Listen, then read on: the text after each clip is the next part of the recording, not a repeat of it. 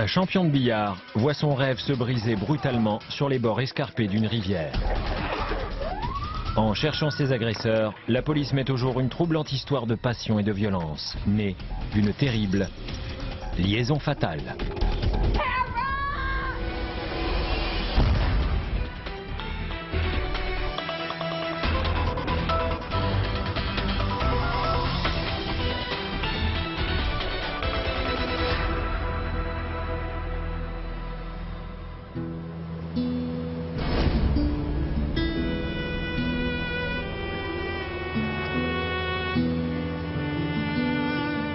Les vacanciers se rendent dans la petite ville de Roseburg, dans l'Oregon, pour profiter de la nature et du grand air.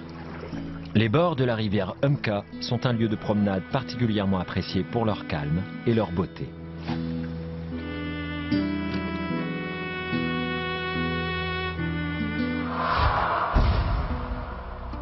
Dans l'après-midi du 3 juillet 1990,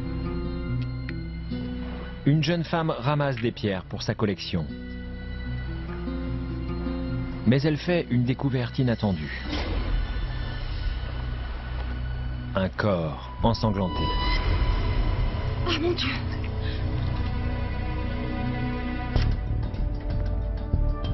L'inspecteur Jim Burge est appelé sur les lieux.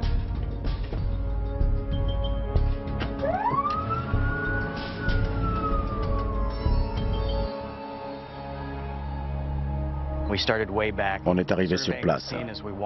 On a marché et on a aperçu le corps de loin. Plus on se rapprochait, plus il y avait de sang. Et puis en avançant, on a découvert une grosse pierre couverte de sang. En voyant le corps, on a tout de suite compris qu'il s'agissait d'un crime extrêmement violent. Il y avait énormément de sang.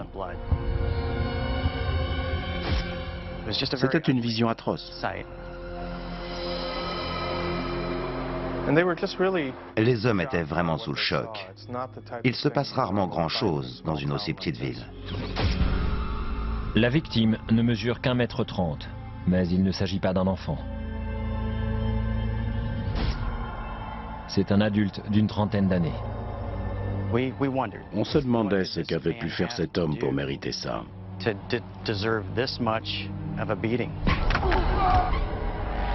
Il n'avait pas pu se défendre.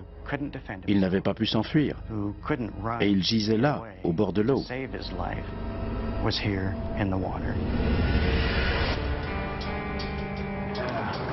On dirait une traînée de sang. Oui, c'est bien une traînée de sang. On a trouvé une trace de traînée. Les actes de violence avaient dû se dérouler ailleurs, et on avait traîné son corps sur environ 60 mètres. Son pantalon était à côté, avec les poches retournées. Cela indiquait qu'on avait cherché de l'argent ou des objets de valeur.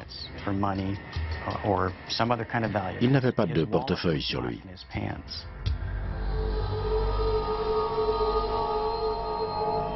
On pense qu'il s'agit de Donald Fish, 34 ans. Il a quitté son domicile dans l'État de Washington pour aller rencontrer un photographe.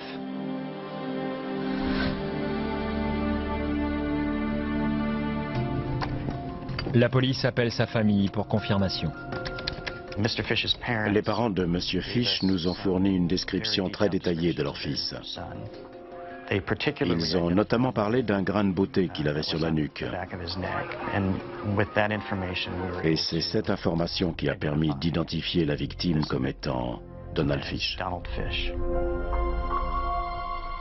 Sa sœur, Caroline, apprend la nouvelle le 4 juillet. Je me souviendrai toute ma vie du coup de fil que j'ai reçu ce soir-là. J'ai pris un avion pour Washington le lendemain. Je suis allée à la morgue pour identifier le corps.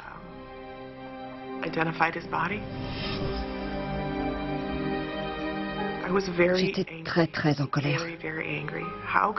Qui avait pu m'arracher mon frère? Qui pouvait briser ainsi une famille?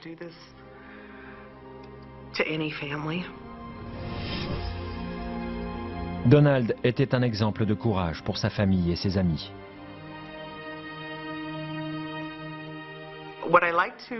J'aime parler de lui en l'appelant mon petit grand frère.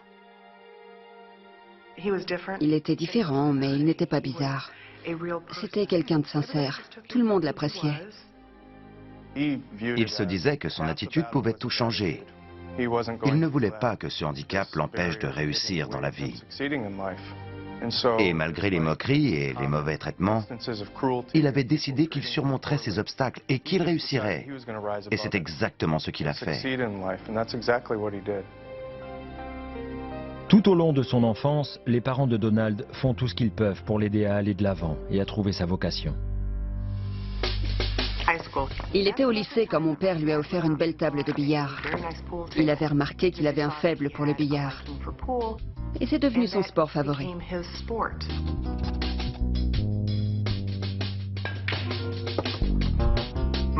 Presque tous les soirs, on l'entendait jouer jusqu'à très tard.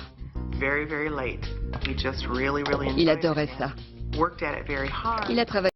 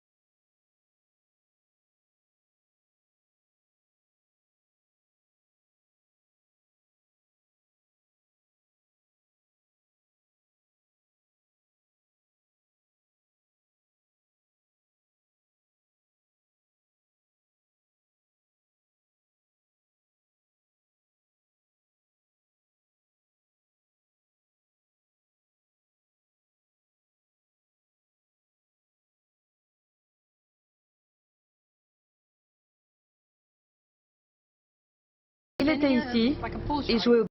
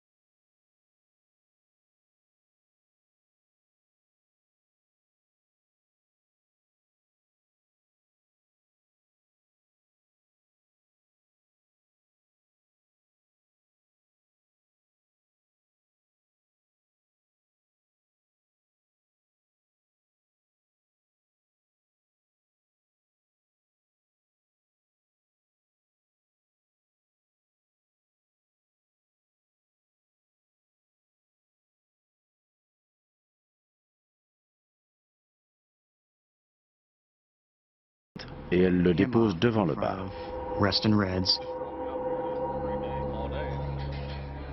L'homme décrit la voiture bleue des deux femmes.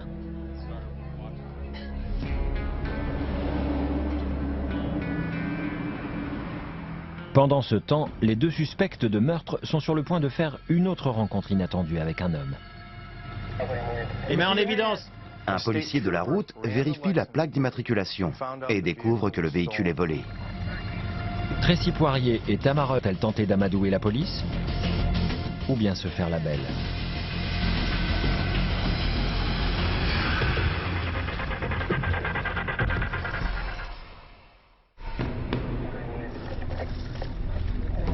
À Roseburg, dans l'Oregon, un policier de la route arrête une voiture qui a été déclarée volée à Salem, à 200 km de là. Les mains en évidence. Il est loin d'imaginer que les deux femmes à l'intérieur sont soupçonnées du meurtre de Donald Fish, 34 ans. On n'a rien fait. Descendez du véhicule. Descendez. Tournez la tête. Tournez la tête. Les mains dans le dos. Tournez la tête. Les mains en évidence. Descendez de la voiture tout de suite. Descendez. Tournez la tête. Tournez la tête.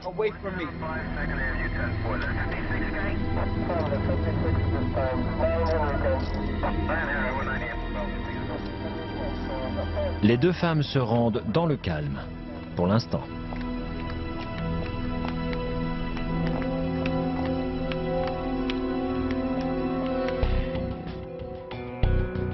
Peu de temps après, les policiers de Roseburg diffusent la description de leur voiture fournie par un client du bar qui a acheté des bières aux femmes avant d'avoir une relation sexuelle avec l'une d'entre elles. On a diffusé un appel radio et le conducteur d'une dépanneuse qui avait remorqué la voiture jusqu'à une fourrière nous a appelés. On a envoyé des agents sur place. Et ils ont trouvé une trace de sang sur le pare-choc arrière. C'est à ce moment-là qu'on s'est dit qu'on tenait nos suspects. Et ce n'est pas tout. Les policiers relèvent également une empreinte de main ensanglantée. Les enquêteurs interrogent les deux femmes en prison. Tracy Poirier reconnaît avoir vu Donald Fish dans le bar, le soir de sa disparition, mais rien de plus. Tracy explique qu'une autre femme était présente, une certaine Lisa, et que la dernière fois qu'elles ont vu Donald, il s'apprêtait à aller quelque part avec Lisa. Tamara Upton fournit une version des faits similaire. Mais elle ne tarde pas à montrer des signes de faiblesse. Quand Tamara apprend qu'on cherche l'auteur du meurtre, elle est visiblement troublée. Elle commence à trembler et à sangloter. Elle fait des déclarations bizarres à la personne qui l'interroge au bureau du shérif. Elle lui dit notamment « Vous n'avez pas peur d'être dans la même pièce qu'une meurtrière psychopathe ?» J'aime le sang. À un autre moment, elle s'exclame « Tracy, dans quel pétrin je me suis fourré ?» Tamara refuse néanmoins de revenir sur sa version des faits.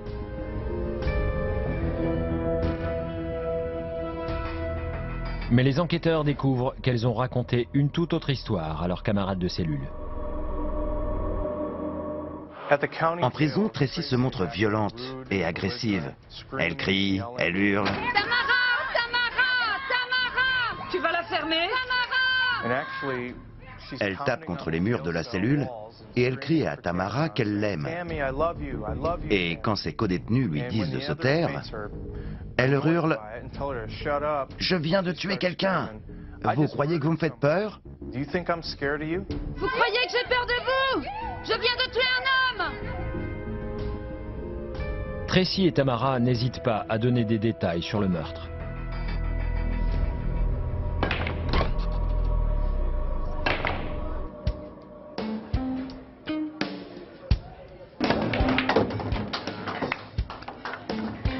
Trop fort pour moi. Elles expliquent à leurs codétenus comment elles ont repéré Donald dans le bar. Tu as vu tout le fric qu'il a? Oui. Il faut qu'on s'occupe de lui. Tracy était là pas. Tracy et Tamara ont donné pas mal de détails à leur co-détenu. Ah, j'ai réussi. Eh bien joué, c'était super. Elles leur ont expliqué qu'elles l'avaient abordé Eh barman, de tequila pour mes nouvelles amies. et qu'il leur avait offert à boire. Tequila, que la fête commence. Il avait beaucoup d'argent sur lui. Elles lui ont fait du charme et comme il aimait bien flirter, il s'est laissé faire. Les deux femmes se sont dit que c'était une proie facile. Elles pensaient qu'elles pourraient facilement le dominer à cause de sa petite taille. Le trio part faire la tournée des bars.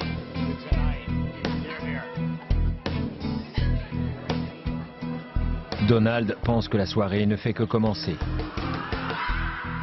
Et c'est exactement ce que Tracy Poirier et Tamara Upton veulent qu'il pense. Tracy était très intelligente et très manipulatrice. Je pense qu'elle était le cerveau de l'opération. Elle avait réussi à séduire Tamara et à faire en sorte qu'elle tombe amoureuse d'elle. Tamara était beaucoup plus agressive. Et comme elle était amoureuse de Tracy, elle était prête à faire tout ce que Tracy lui demandait. Ils reprennent une nouvelle fois la voiture.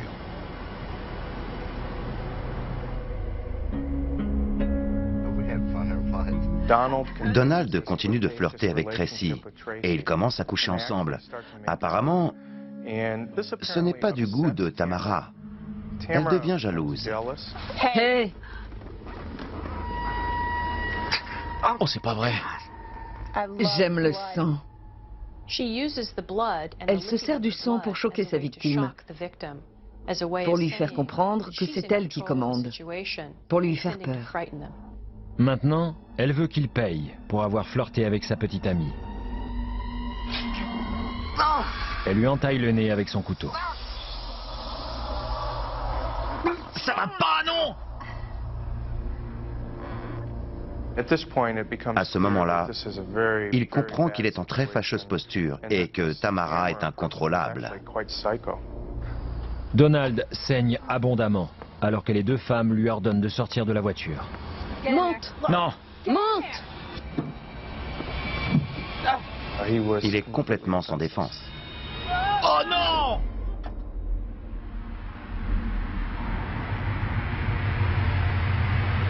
Elle roule jusqu'à la rivière voisine.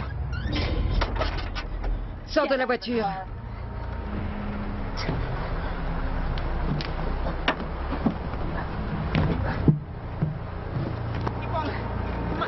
Continue à marcher. Allez! Enlève ta chemise. Ta chemise. File-nous ton fric, vite. Allez, mène-toi. Donald Fish sait qu'il ne peut pas échapper à ces ravisseuses qui l'obligent à se déshabiller. Enlève ta chemise. Si vous me laissez appeler mes parents, je peux vous avoir 10 000 $ de plus. La ferme, enlève ta chemise. Ne me tuez pas! Il les supplie de ne pas le tuer. Me tuez pas! Ta chemise. Me tuez pas! Je ferai tout ce que vous voudrez, s'il vous plaît! Allez, on va au bord de l'eau. Non! Les deux femmes prennent des pierres et s'attaquent à leur victime. Et elles commencent à le frapper. Une fois de plus, c'est ce que Tracy et Tamara ont raconté à leur co-détenu. Elle commence à le frapper à la tête avec ses pierres. C'est une façon de faire très barbare. Elles se comportent comme des animaux. Elles n'ont aucune pitié. Elles l'attaquent sauvagement. Et tout ça pour une poignée de dollars.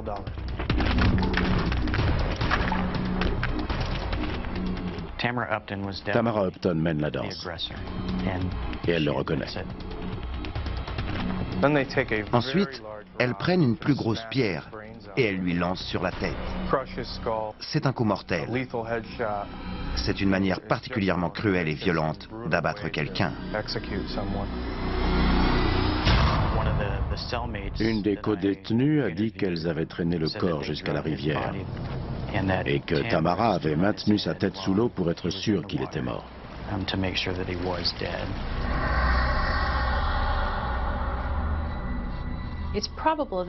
Elles l'ont sans doute tuée dans un accès de colère qu'elles n'ont pas pu maîtriser.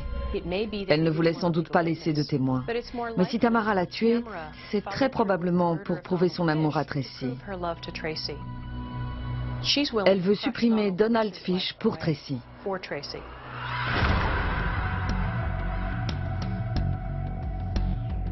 L'amour passionnel de Tamara ne connaît pas de limite.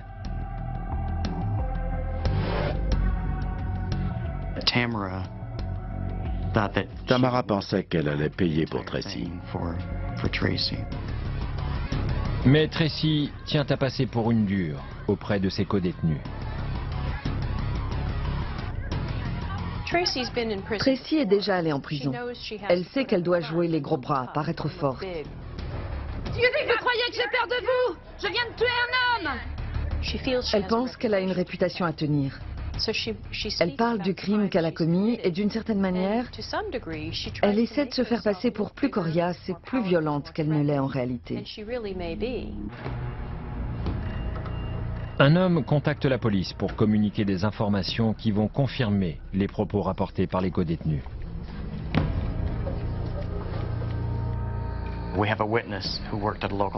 On a un témoin qui est serveur dans un restaurant. Il quitte son travail à 1 h du matin et prend son vélo pour rentrer chez lui. Il emprunte le pont et il s'arrête au milieu parce qu'il voit une voiture en contrebas avec des phares allumés.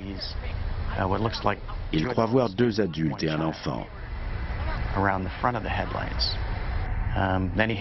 Puis il entend des bruits étranges. Ça ressemble à des bruits de pierres qu'on entrechoque. Mais en fait, ces pierres étaient lancées contre M. Fish.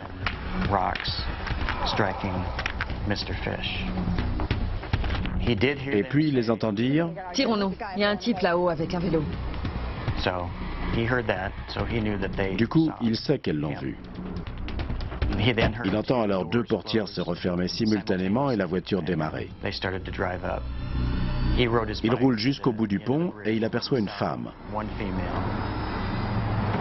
D'après sa description, on en a déduit qu'il s'agissait de Tamara Upton.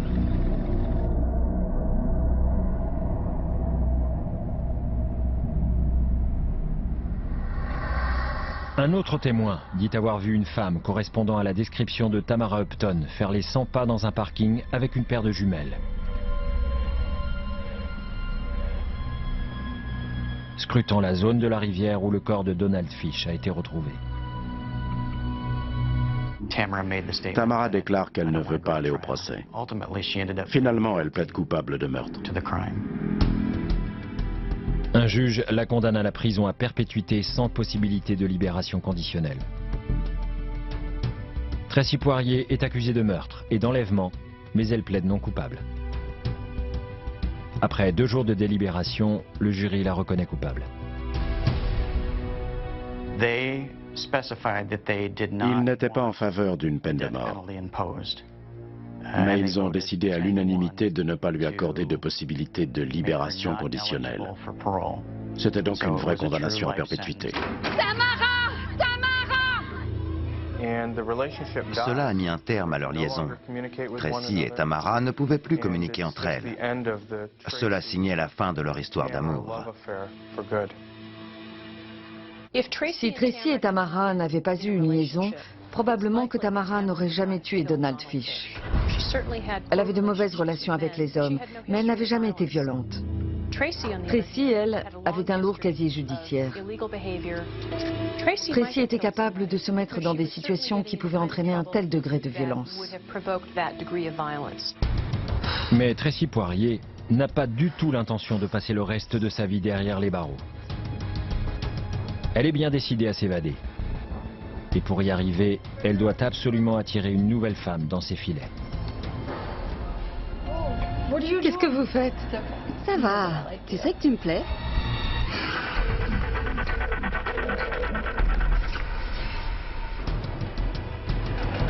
À Roseburg, dans l'Oregon, Tracy Poirier et Tamara Upton ont été condamnés à la prison à perpétuité pour le meurtre du champion de billard, Donald Fish.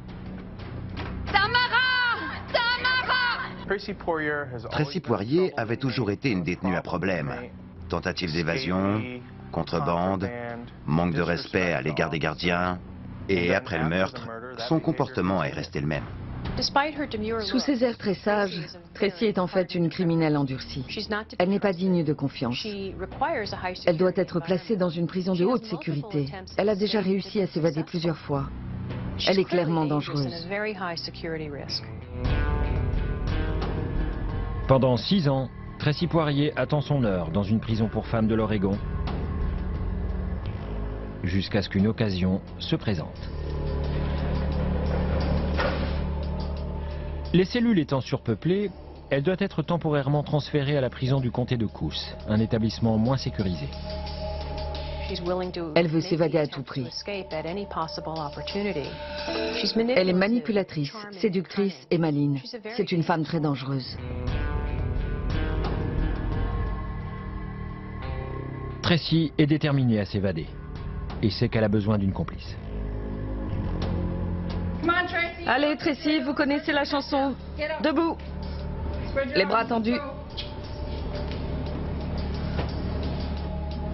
Elle doit trouver une personne vulnérable qui tombera facilement sous son charme. Qu'est-ce que vous faites? Ça va, tu sais que tu me plais. Pamela Trimble, mort à l'hameçon. Pamela Trimble a été piégée par Tracy. Pamela devait être vulnérable. On ne sait pas grand-chose sur sa vie privée. Mais elle a violé son code de déontologie en tant que gardienne de prison en nouant une relation amoureuse avec Tracy. Pamela remplit le même rôle que Tamara. Cela en dit long sur le culte de la personnalité qui entoure Tracy. Ces femmes tombent amoureuses d'elle. Et Tracy a le pouvoir de leur faire commettre des actes totalement irresponsables. Fermez la numéro 4.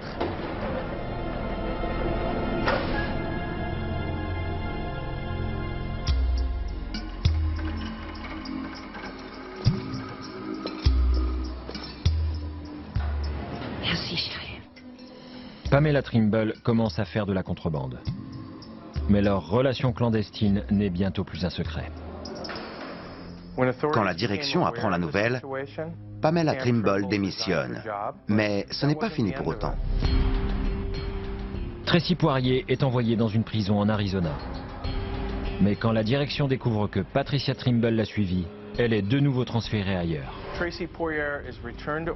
Tracy Poirier retourne dans l'Oregon, dans une aile de haute sécurité de la prison pour femmes, car la direction craint qu'elle ne tente de s'évader. Tracy est surveillée de près.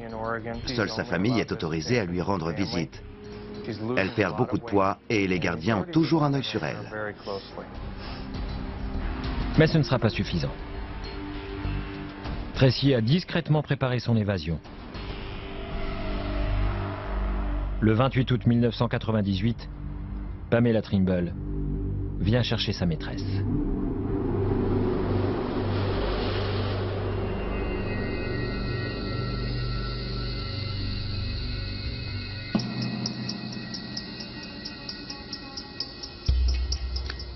Pamela Trimble se garde derrière le centre pénitentiaire.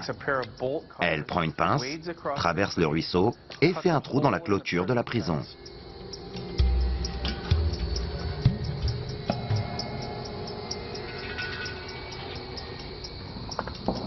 Tracy, vite. Tracy brise une vitre et se faufile à travers une petite ouverture. Sa perte de poids faisait partie de son plan d'évasion. Je savais que tu y arriverais.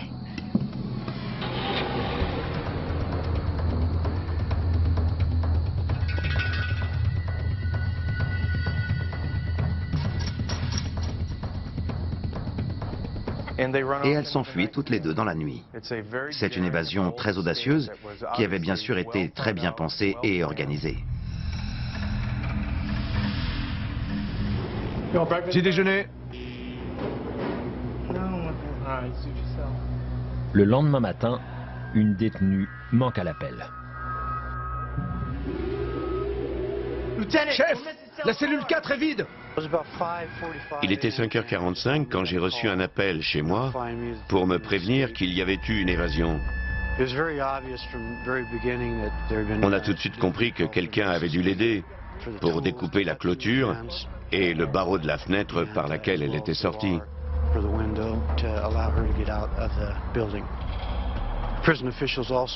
La direction de la prison nous a également appris qu'elle avait une petite amie qui venait lui rendre visite.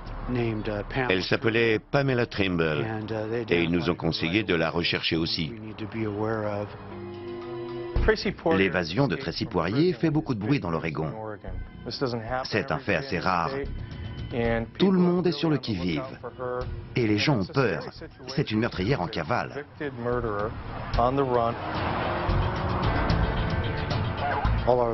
Tout indiquait qu'elles étaient certainement armées et potentiellement dangereuses. On a identifié le véhicule de Pamela Trimble. Il s'agissait d'un pick-up. On a envoyé un message à toutes les patrouilles et on a également prévenu les médias. On a diffusé leur signalement dès le premier jour.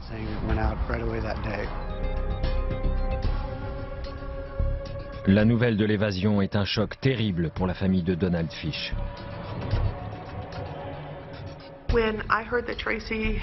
Quand j'ai appris que Tracy avait été aidée par une gardienne de prison et qu'elle était libre, j'étais très en colère. Comment ose-t-elle? Comment peut-elle penser qu'elle mérite d'être libre? Mes parents avaient très peur car leur témoignage et celui d'autres personnes avaient servi à mettre les deux femmes en prison. Ils ont installé un système d'alarme dans leur maison. Ils ne savaient pas à quoi s'attendre. Le lendemain, on a appris qu'au nord d'ici, dans la région de Wilsonville, une banlieue de Portland, le véhicule de Pamela Trimble avait été localisé et abandonné dans un quartier résidentiel. J'étais assez surpris de la rapidité avec laquelle elles avaient abandonné leur pick-up. Je pensais qu'elles auraient parcouru davantage de kilomètres. On a récupéré le véhicule et on a localisé un chauffeur de taxi qui avait vu leur signalement dans les médias et qui avait reconnu deux femmes correspondant à leur description.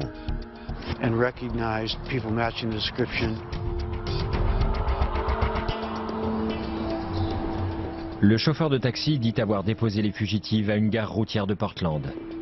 Il précise également que Pamela Trimble a complètement changé d'apparence. Pamela Trimble était déguisée en homme, mais c'était un déguisement très grossier. Elle portait une grosse moustache épaisse. On voyait tout de suite que c'était faux. Ne dis pas de la boucler. Je la bouclerai pas. Je me fous de ce qu'ils pensent. Les gens remarquaient tout de suite le couple. Elle ne passait pas inaperçue. Tracy était grossière et agressive. Je sais que ça va aller. Arrête de me répéter que ça va aller. Elles avaient acheté des billets de car pour San Francisco, en Californie. Après ça, elles ont disparu. Ils savaient qu'elles étaient montées dans un bus, mais ils ne savaient pas du tout dans quelle direction. Ils ont perdu leurs traces. L'histoire de cette incroyable évasion fait les grands titres à la télévision. Et plusieurs témoins disent avoir vu les deux femmes dans la région de Rhode Island. Elles utilisent des faux noms et elles fréquentent les bars et les discothèques du coin. Tracy se bagarre facilement et boit trop, comme elle l'a toujours fait tout au long de sa vie.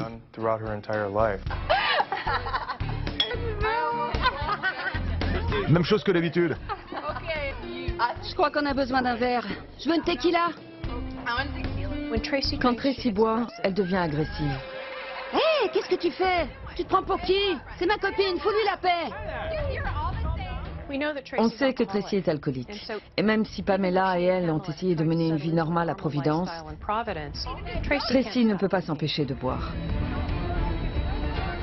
Mais la fête va tourner court. 30 jours après l'évasion de Tracy Poirier, des agents du FBI s'apprêtent à procéder à son arrestation. La fugitive se rendra-t-elle dans le calme? Tracy, les mains, posez ce couteau.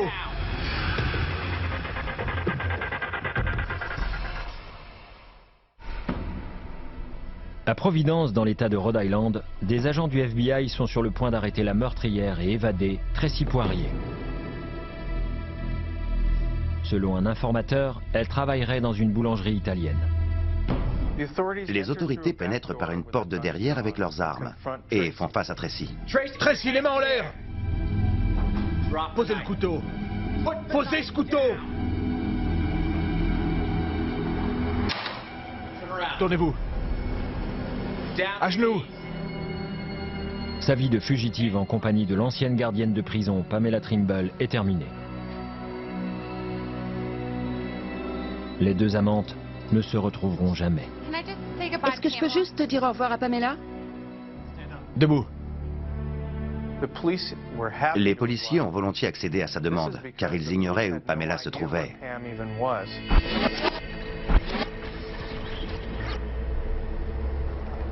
Tracy les mène jusqu'à une boucherie voisine.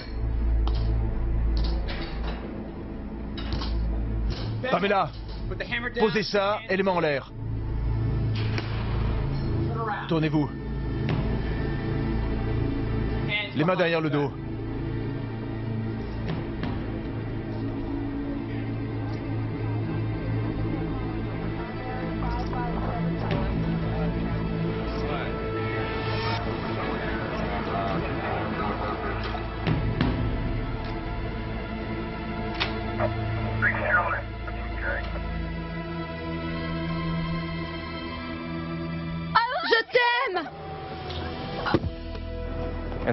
Cette histoire d'amour passionnel se termine au moment où Tracy dit adieu à Pamela.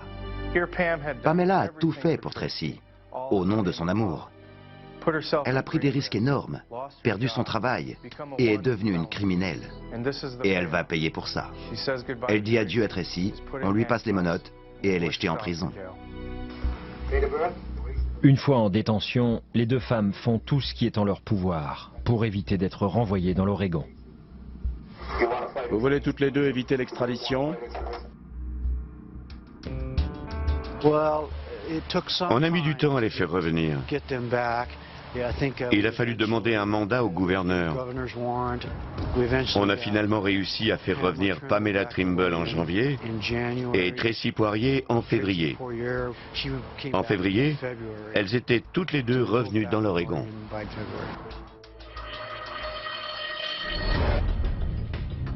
Tracy Poirier était déjà une détenue, puisqu'elle avait été condamnée pour meurtre. Elle est revenue et elle a été sanctionnée.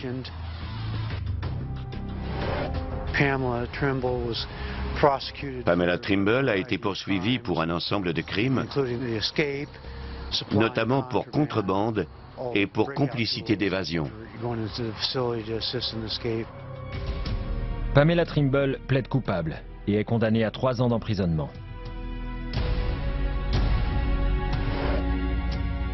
Elle est libre aujourd'hui.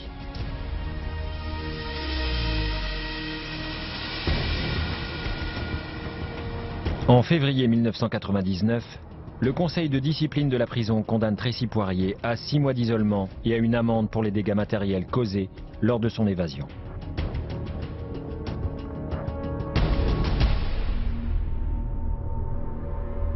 Elle est toujours considérée comme une détenue à risque et elle est incarcérée dans une prison tenue secrète, quelque part, dans l'Oregon. Chaque 4 juillet, alors que le reste des États-Unis célèbre l'anniversaire de l'indépendance, c'est la tristesse au sein de la famille de Donald Fish. Ma famille est anéantie. Encore aujourd'hui, mes parents ne fêtent toujours pas le 4 juillet, car c'est un 4 juillet que nous avons appris sa mort.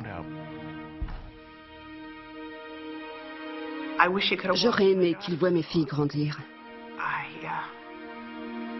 Il me manque tout le temps. Et j'aurais adoré le voir avec des enfants. Mais ça n'arrivera jamais. Jamais.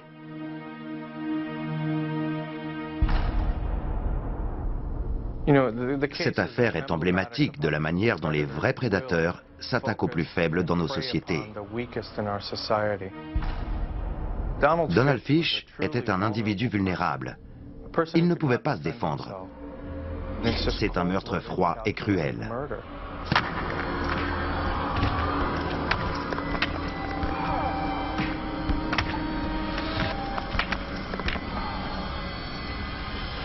L'idée que des êtres humains puissent s'en prendre à un individu sans défense est tout simplement insupportable. Tracy n'aimait pas vraiment Tamara, et elle n'aimait pas non plus Pamela. Ce qu'elle aimait, c'est ce que ces femmes pouvaient faire pour elle. Tracy a toujours enfreint la plupart des normes et des règles de notre société. C'est une inadaptée sociale typique. Elle pense que les lois ne s'appliquent pas à elle. Elle pense qu'elle peut faire ce qu'elle veut à qui elle veut. Elle n'a aucune compassion pour personne. Tracy est à l'origine de ces deux liaisons fatales. Elle est impitoyable. Elle est fourbe, elle est manipulatrice. Elle savait comment séduire Tamara et comment séduire Pamela. Elle a réussi à convaincre Tamara de tuer et à convaincre Pamela de l'aider à s'évader et de partir en cavale.